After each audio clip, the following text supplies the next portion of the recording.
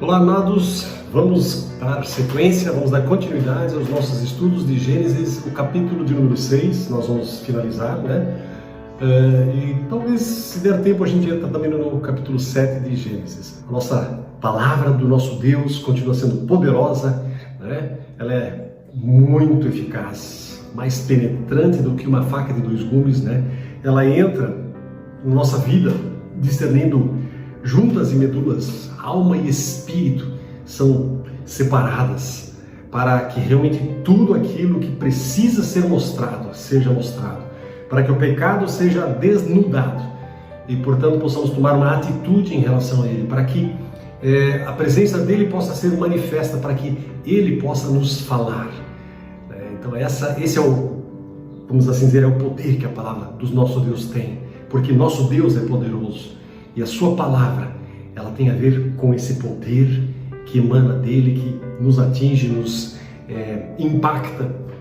E, obviamente, esse impacto quer ser positivo em nossas vidas. Quando Deus mostra um pecado, é porque Ele deseja transformar o nosso coração. Com esse sentimento, com esse desejo, quero clamar e pedir, vamos ter uma palavra de oração e falar com Ele. Amém? Pai querido, no nome do Senhor Jesus, nós queremos entregar este momento nas Tuas mãos, clamando e pedindo para que Tua graça, Teu poder, Tua vida e Tua alegria possam se manifestar na vida de cada um que está junto comigo, estudando a Tua poderosa palavra, Senhor. Permita que cada vida possa sim ser impactada pelo Teu agir, pelo Teu poder, pela Tua palavra que limpa, lava, purifica, que transforma. Meu Deus, em nome do Senhor Jesus, na verdade, é o Teu sangue que nos purifica, né? E é a Tua palavra que fala dele. E, na verdade, a Bíblia diz que Jesus é a palavra que viva, que desceu dos céus. E por isso, Senhor, nós queremos nos alimentar desta palavra viva. E por isso pedimos que a Tua presença se manifeste poderosamente aqui agora, nesse lugar. Para que o nome de Jesus seja honrado, glorificado, magnificado. Repreenda todo o mal, toda operação de engano, toda a intenção do mundo das trevas de atrapalhar e colocar empecilhos ao fluir da presença do Senhor, ao fluir do Espírito Santo de Deus. Eu repreendo na autoridade do nome do Senhor Jesus e declaro a vitória de Cristo, cura e libertação sobre cada vida que está ouvindo esta palavra em nome de Jesus. Amém. Muito bem, amados. Gênesis, capítulo de número 6, lá nós temos então a continuidade da história que nós já estamos vendo, que é a história de Noé. E Noé é um capítulo muito sui generis, peculiar da Bíblia, porque fala de algo extraordinário, de algo assim muito sobrenatural, podemos até dizer. Bom, vamos seguir, versículo 10 em diante. Então, Noé gerou 3 filhos, Sem, Cam, Jafé. Deus viu que a terra tinha se corrompido e estava cheia de violência. Deus observou a grande maldade no mundo, pois todos na terra haviam se corrompido. Assim Deus disse a Noé: decidi acabar com todos os seres vivos, pois encheram a terra de violência. Sim, destruirei todos eles e também a terra. Construa uma grande embarcação, uma arca de madeira de cipreste, e cubra-a com betume por dentro e por fora, para que não entre água. Divida toda a parte interna em pisos e compartimentos. Aí no versículo 15 tem as especificações dessa arca. A arca deve ter 135 metros de comprimento. Só já introduzindo um dado aqui, essa metragem é baseada no côvado. Côvado era uma medida que havia naquela época. E esse côvado, ele tem, de acordo com o povo que você estuda, e mesmo entre os próprios hebreus, ele pode variar um pouco de tamanho, até porque ele tinha a ver com o tamanho desse braço aqui, tá vendo? Isso era um côvado. Então, se era um cara maior ou um cara menor, o côvado seria diferente. Então, isso aí é uma medida aproximada, tá? Então, não tomemos isso literalmente. Tem alguns autores até que falam que a arca tinha quase 150 metros de comprimento, mas, enfim, vamos adiante. Capítulo 6, verso 15. A arca deve ter 135 metros de comprimento, 22,5 metros de largura, 13,5 metros de altura. Deixe uma abertura de 45 centímetros debaixo do teto, ao redor de toda a arca.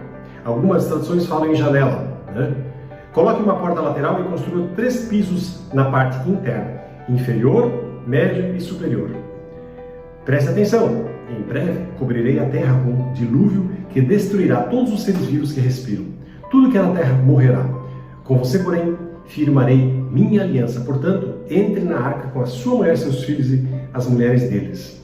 Leve na arca com você um casal de cada espécie de animal selvagem e doméstico, um macho e uma fêmea, para mantê-los com vida. Um casal de cada espécie de ave, de cada espécie de animal, de cada espécie de animal que rasteja pelo chão, virá até você, para que os mantenha com vida. Interessante essa expressão aqui, eles virão até você.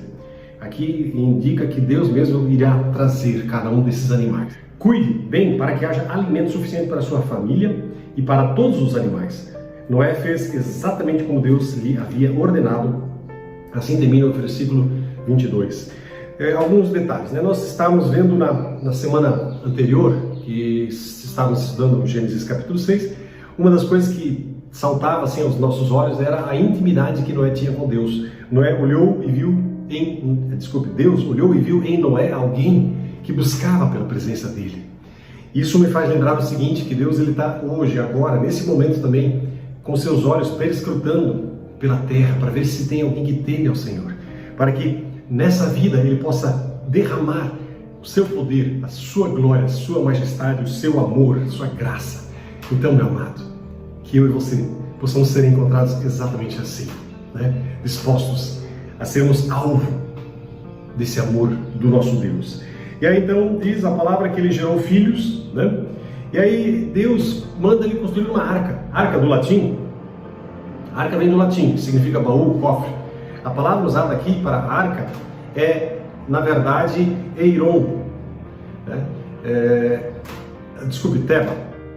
Teba é uma palavra de origem egípcia, uma palavra hebraica arcaica, ou seja, vem lá de antigamente. Então, é Teba, né? Arca que é Teba em hebraico, de um hebraico bem antigo. E essa arca de Noé era mais ou menos como se fosse uma jangada enorme, uma espécie de jangada fechada, coberta, construída com uma madeira leve e resinosa e também com andares, né? Então, como falei para vocês, as metragens, o cúbito tinha mais ou menos 45 centímetros, havia diversas celas, cabines, né? Pequenos quartos foram construídos ao longo de todos os 3 andares, tá certo? E eles, para que ela fosse a prova da água, ou seja, que a água não penetrasse, eles usaram um betume, que é tipo um piche, né? Um derivado do petróleo, tanto por dentro como por fora, tá certo? E esse produto, dizem os teólogos, que teria vindo da Assíria. Na Assíria havia muitos poços, né, desse betume, tá? Então a palavra hebraica aí diz também aquela usada para aquela abertura lateral. Deus tinha dado todas as dimensões, tinha dado toda a parte, vamos assim dizer, de engenharia da arca, e havia uma fresta, ou em algumas traduções fala uma janela de mais ou menos 45 centímetros, e ela deveria ser ao redor de toda a arca. Tá legal? Essa palavra, né, em hebraico é zoar, que literalmente traduzida significa luz. Ou seja, era um lugar onde a luz pudesse penetrar, entrar nessa arca. Tanto luz como ar, né? O ar também para circular lá dentro. E aí no versículo 22, né, 17 ao 22, Deus dá uma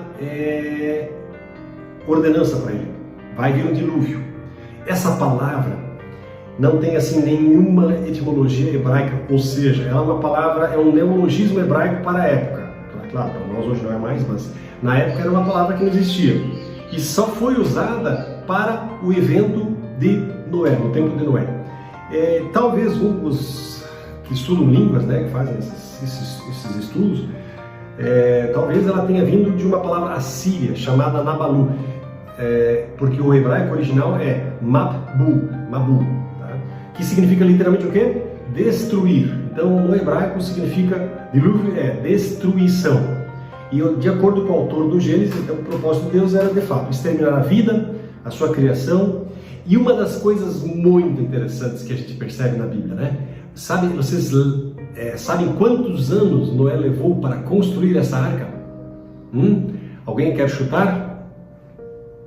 120 anos.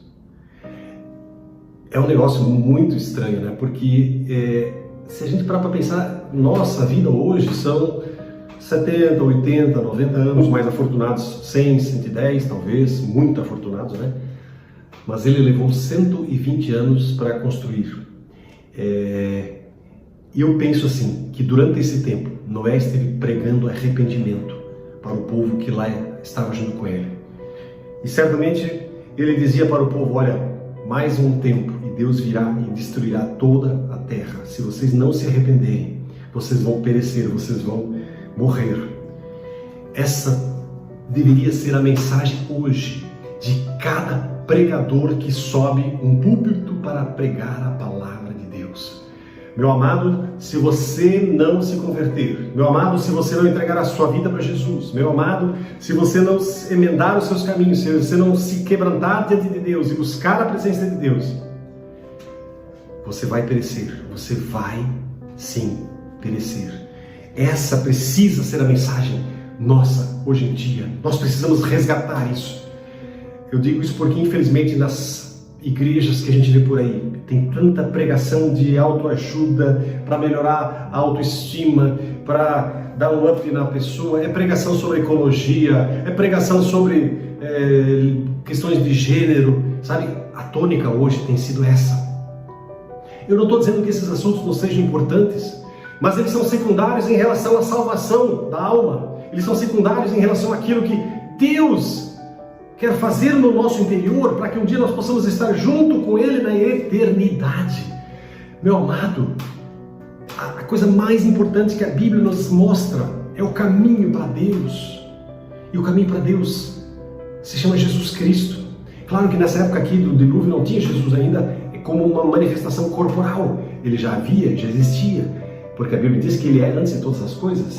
Antes que todas as coisas viessem a existir, Ele já estava lá. E por meio dele, e para Ele foram feitas todas as coisas. Está escrito lá em Filipenses. Então, amados, Jesus já existia, mas corporalmente Ele não tinha sido manifesto. Por isso, nós hoje temos um privilégio muito grande de poder chegar para Jesus e dizer, Senhor, me perdoa dos meus pecados. Entra na minha vida, entra no meu coração, transforma. Eu quero ser salvo. Eu quero sair dessa caminhada para a destruição. Esse povo aqui, durante 120 anos, possivelmente ouviu a voz de Noé pregando, dizendo, mudem, convertam-se dos seus maus caminhos, andem por caminhos retos, por caminhos direitos, por caminhos de justiça, mas a justiça de Deus. Só que eles negligenciaram, eles simplesmente construíram seus próprios caminhos e fizeram bem o que bem queriam. Então, amados, essa precisa ser a mensagem. E aliás, aqui vai a grande pergunta. Você já entregou sua vida para Jesus? Você já colocou os seus caminhos, a sua eternidade nas mãos dele, do Senhor dos Senhores e Rei dos Reis? Porque se você não fez isso ainda, você está perdendo muito tempo. É agora mesmo que você precisa chegar perante Deus e dizer, Senhor, eu quero entregar minha vida para Ti. As pessoas na época de Noé viram aquela arca tomando forma. E o que eles fizeram? Se ninguém se converteu, provavelmente todos eles debocharam da palavra de Deus, debocharam de Noé, tiraram sarro. Não é o que acontece hoje. Se você entrega a sua vida para Jesus, o pessoal fica tirando sarro de você, fica debochando de você, você se torna, sei lá, tá lá o carinha que quer ser tudo certinho, não sei o que, mais o que. Ou seja, você começa a ser taxado, você começa a ser humilhado, você começa a ser desprezado pelos outros até. Eu sei disso porque na minha vida isso aconteceu e muitas vezes. Mas sabe, isso tem a ver com o destino eterno, isso tem a ver com aquilo que na eternidade nós iremos colher na nossa vida.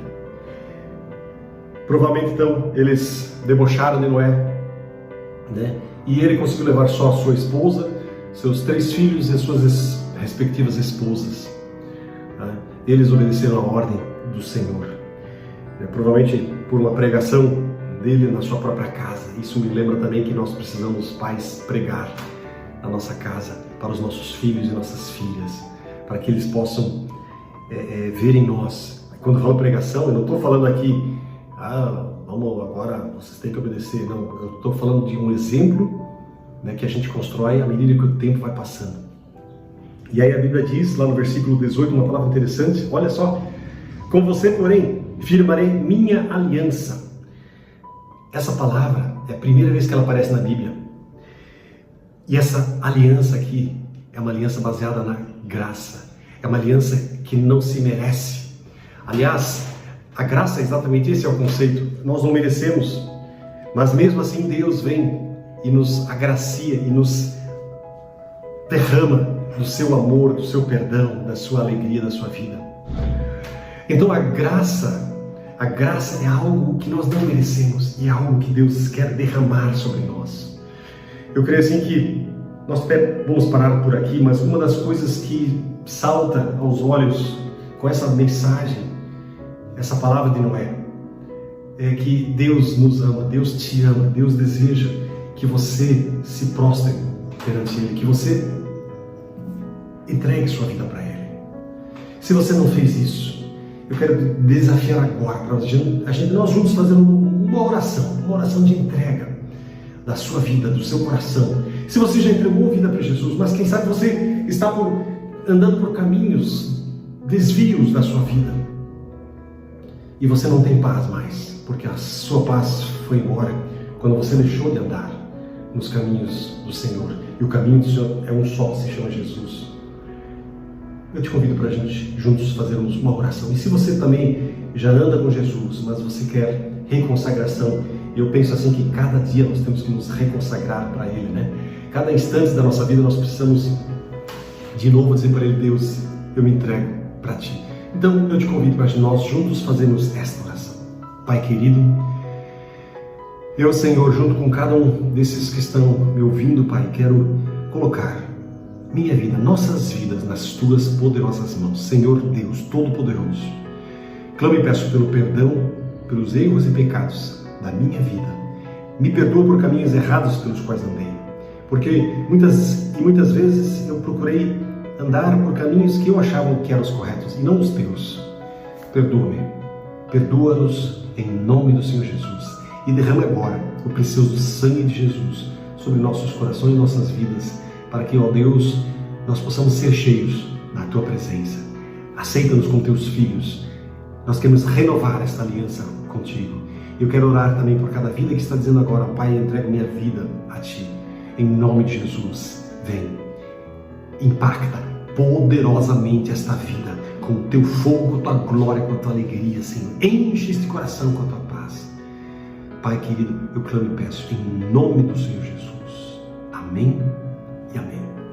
Amados, na próxima reunião nossa, que nós estaremos falando sobre Gênesis capítulo 7, eu quero também já dar assim algumas informações sobre hoje o que a arqueologia diz sobre a Arca de Noé e aquilo que a ciência fala sobre o dilúvio e tudo mais. E nós vamos nos surpreender, porque a palavra do Senhor sempre nos surpreende. Inclusive, Ele usa a ciência para nos surpreender. Amém? Deus abençoe vocês. Fiquem na poderosa paz do nosso Senhor Jesus Cristo.